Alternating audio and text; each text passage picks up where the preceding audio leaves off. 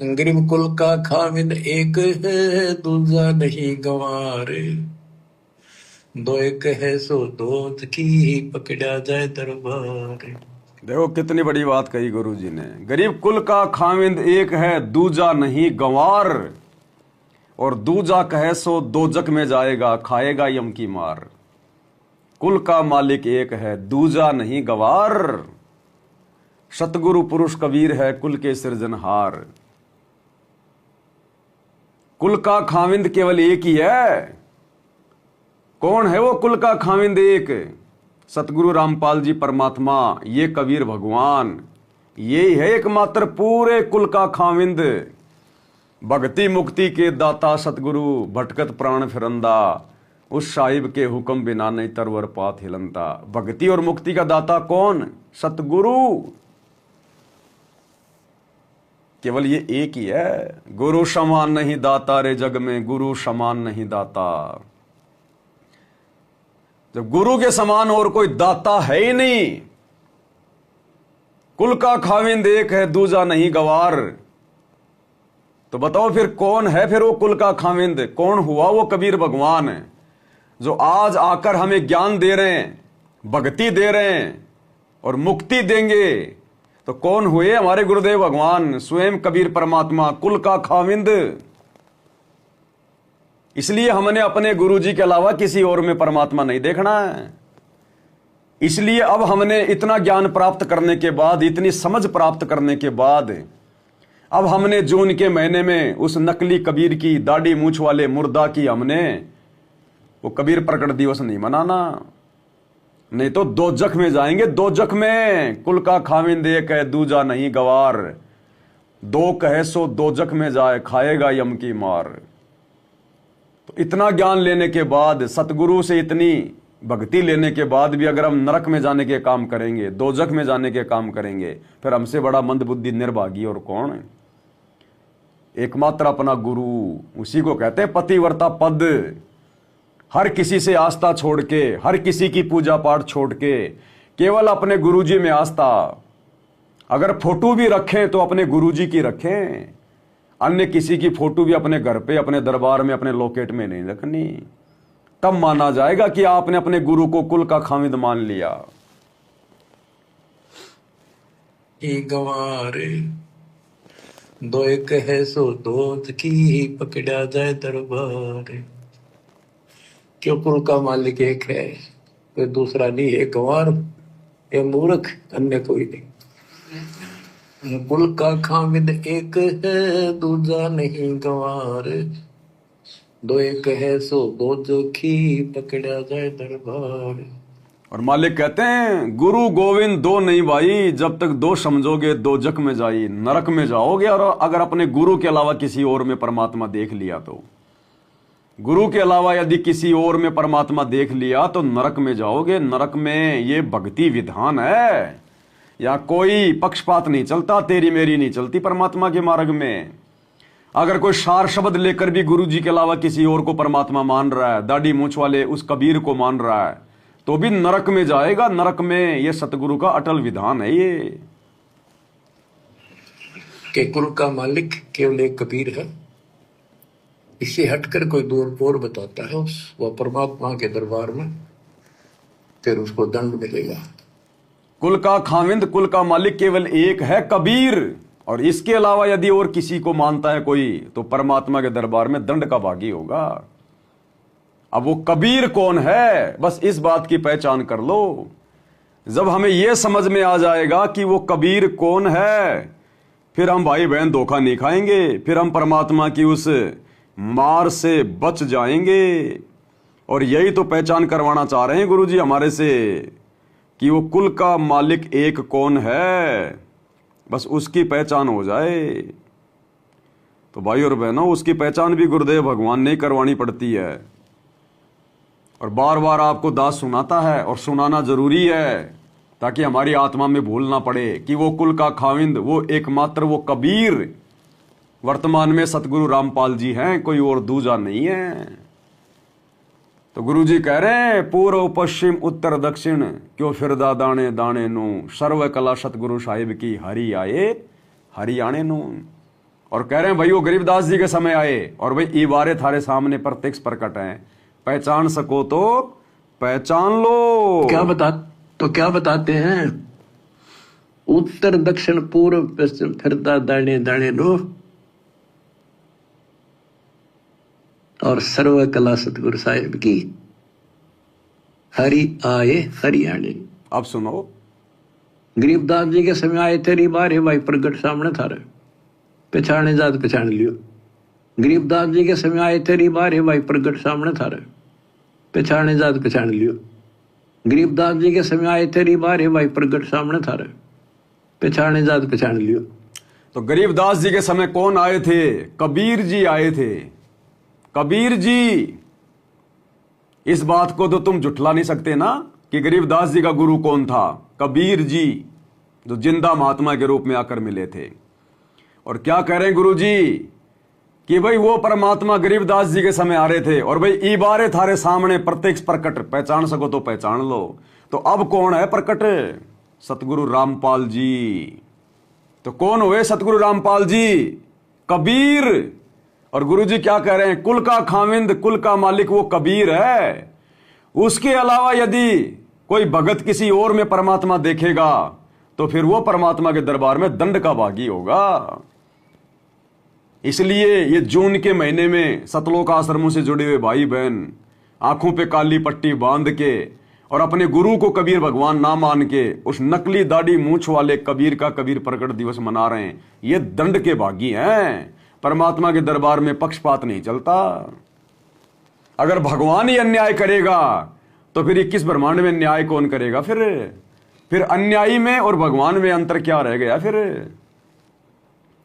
तो भैया सतगुरु के भक्ति पैमाने के ऊपर जो खरा उतरेगा वही सतगुरु का है।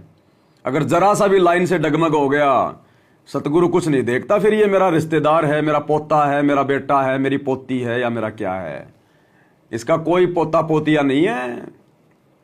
सतगुरु के असली पोते पोती बेटा बेटी वो हैं जो इसकी मर्यादा में रह के भक्ति करते हैं। तो गुरु जी कहते हैं गलतफहमी अगर दिमाग में अगर घुस गई है किसी भी कारण से कि मैं तो गुरु जी की बेटी हूं, मैं तो गुरु जी का बेटा हूं, मैं तो गुरु जी का भाई हूं, मेरे को तो गुरु जी ऐसे ले जाएंगे, हम बाकी फिर क्या गुरु जी के दुश्मन है क्या? अरे बाकी भगत क्या दुश्मन है गुरु जी के, जो गुरु जी उनको ऐसे मर्यादा में रह रह के लेके जाएंगे और तुम्हारे को ऐसे ले जाएंगे? तो इस परमात्मा का एक लक्षण है समदृष्टि। सतगुरु के लक्षण 4 बखाना, उसमें एक लक्षण है समदृष्टि। ये समदृष्टि है, हेरा फेरी नहीं करता यहाँ के देवी देवताओं की तरह। ये समर्थ है, देवों का देव महादेव है, इसके लिए सब समान है। और ये आने वाले समय में पता चलेगा। आने वाले समय में जैसे जमीन किसी के साथ में कोई भेदभाव नहीं करती, चाहे कोई गरीब किसान हो चाहे कोई अमीर किसान हो। जमीन चाहे कोई किराए पे लेके उसकी बुआई करे चाहे खुद की हो, जैसा बोओगे, जैसा उसमें पानी डालोगे, जितना उसमें खाद डालोगे और जो बीज डालोगे वही उपजाएगी।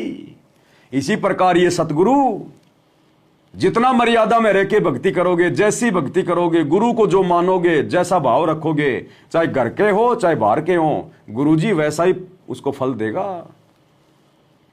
तो कहते हैं कुल का खाविंद एक है वो कबीर, और कबीर पता चल गया खुद हमारे गुरु जी हैं।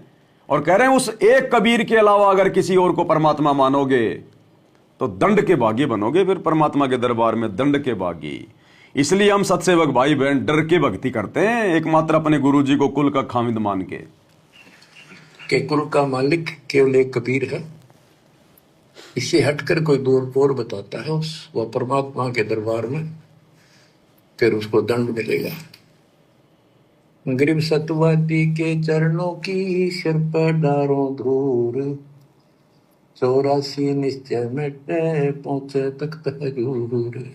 गरीब सतवादी के चरणों की मैं सिर पर डारूं धूर, और 84 निश्चय मिटे पहुंचूं तख्त हजूर। रोज संध्या आरती में पढ़ते हैं हम। अब सतवादी कौन है? केवल सतवादी ही इस धरती पे आके सत्संग कर सकता है, सतवादी ही सत्य कह सकता है। ये सत्संग जो गुरु जी कर रहे हैं ये कबीर जी के अलावा कोई और नहीं कर सकता, क्योंकि सतवादी उनके अलावा कोई पूरी सृष्टि में है ही नहीं। ना तो अपनी आत्माओं को अक्सर पुरुष कभी सत्य बताता, ना कभी ये काल 21 ब्रह्मांड की आत्माओं को कभी सत्य बताता, और ना कभी ये सत्य कह सकते। जिस दिन इन्होंने सत्य कहना शुरू कर दिया उसी दिन इनका सत्यानाश हो जाएगा। फिर काल का भोजन कैसे होगा तैयार? अगर अपने बेटों को वो सही सही बात बता देगा कि मेरे को ऐसे ऐसे मेरे को श्राप लगा हुआ है, मैंने तुम तीनों को इस गंदे काम में लगाया हुआ है। ब्रह्मा जी उत्पत्ति करेगा, विष्णु पालन पोषण करेगा, शंकर जी मार मार के मेरे पास भेजेगा। अगर ये सच कह देंगे, अगर ये सत्यवादी बन जाएगा तो इसका तो भोजन समाप्त हो जाएगा। तो 21 ब्रह्मांड में सत्य केवल सत्यवादी कह सकता है, सत्संग केवल कबीर भगवान कर सकता है। जो आज हमारे गुरुदेव कर रहे हैं ये स्वयं कबीर परमात्मा है। तो कुल का खामिंद केवल एक ही है, सत्यवादी केवल एक ही है कि सत्यवादी के चरणों की मैं सिर पर डारूं दूर। तो रोजाना संध्या आरती में हम किसके सामने खड़े होके, किसकी फोटो के सामने खड़े होके हम ये आरती करते हैं? अपने गुरुजी की तस्वीर के सामने खड़े होके कि सत्यवादी के चरणों की मैं सिर पर डारूं दूर। तो कौन हुए सत्यवादी? हमारे गुरुजी। और सत्यवादी एकमात्र कबीर भगवान हो सकता है, दूसरा नहीं हो सकता कोई। सत्यवादी जो केवल सच्चा ज्ञान दे। अब बच्चों, वर्तमान में इस दास के अतिरिक्त विश्व में कोई सत्य ज्ञान देने वाला नहीं है। अब बताओ, अब ये समस्या भी गुरुजी ने दूर कर दी कि वो सत्यवादी कौन है। अब गुरुजी खुद ही कह रहे हैं कि पुण्यात्मा वर्तमान में इस विश्व में इस दास के अलावा सत्य कहने वाला कोई और नहीं है। तो पहले तो क्या बोली वाणी कि सत्यवादी के चरणों की मैं सिर पे डारूं दूर। और आगे क्या कह रहे हैं कि बच्चों इस विश्व में वर्तमान में इस दास के अलावा कोई सत्य कहने वाला नहीं है। तो कौन हुए सत्यवादी? सतगुरु रामपाल जी। तो यही तो कबीर भगवान है, यही तो परमात्मा है। इनके अलावा कोई सत्य कह ही नहीं सकता।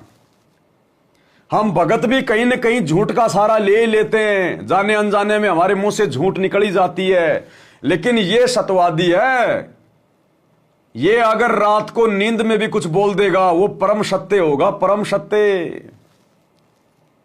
ये काल की तरह धोखा देने वाला भगवान नहीं है। ये हमारी आत्मा का पिता है, हमारा पति है ये। तो क्या कह रहे हैं गुरुजी कि वो सत्यवादी भी वर्तमान में कौन है? जो वर्तमान में इस दास के अतिरिक्त विश्व में कोई सत्य ज्ञान देने वाला नहीं है। गिर सत्यवादी के चरणों की शर पर डारो दूर, 84 निश्चय में पहुंचे तख्ता दूर। अगर अब भी हम नहीं समझेंगे इतने इतने संकेत करने के बाद भी कि हमारे गुरुजी स्वयं कबीर भगवान है, तो हम तो कौवे हैं। फिर हम कौवे, सामने बढ़िया बढ़िया भोजन रखा है और हम खा रहे हैं टट्टी। इतना बढ़िया ज्ञान दे दिया गुरुजी ने, प्रत्यक्ष प्रमाण दे रहे हैं गुरुजी, स्पष्ट कह रहे हैं वाणियां बोल के कि सत्यवादी इस दास के अलावा कोई नहीं है दुनिया में। फिर भी हम जून के महीने में उस कागज के नकली मुर्दे दाढ़ी मूछ वाली कबीर की समझे जाने वाली फोटो का प्रकट दिवस मना रहे हैं। हम तो झूठ को स्वीकार किए बैठे हैं। हमें तो झूठ पसंद है, नकलीपन पसंद है हमें। जिंदा को नहीं मान रहे परमात्मा, कबीर नहीं मान रहे अपने जिंदा गुरु को। उस मुर्दा कबीर को, उसको जून के महीने में कबीर मान के पूज रहे हैं। फिर हमारे अंदर क्या बदला, क्या परिवर्तन आया? हम क्या भक्ति कर रहे हैं? हम तो ड्रामेबाजी कर रहे हैं। फिर इस काल का वो नकलीपन वाला हमारे ऊपर से कुछ अभी गया ही नहीं। फिर क्या हमारे नाम, फिर क्या हमने सृष्टि का ज्ञान लिया, क्या हमने अपने भगवान की सेवा की? तो इतना खुल के बोल रहे हैं गुरुजी। भाई जो गुरु वचन पे डट गए, कट गए फंद 84 के, कट गए फंद 84 के, कट गए फंद 84 के।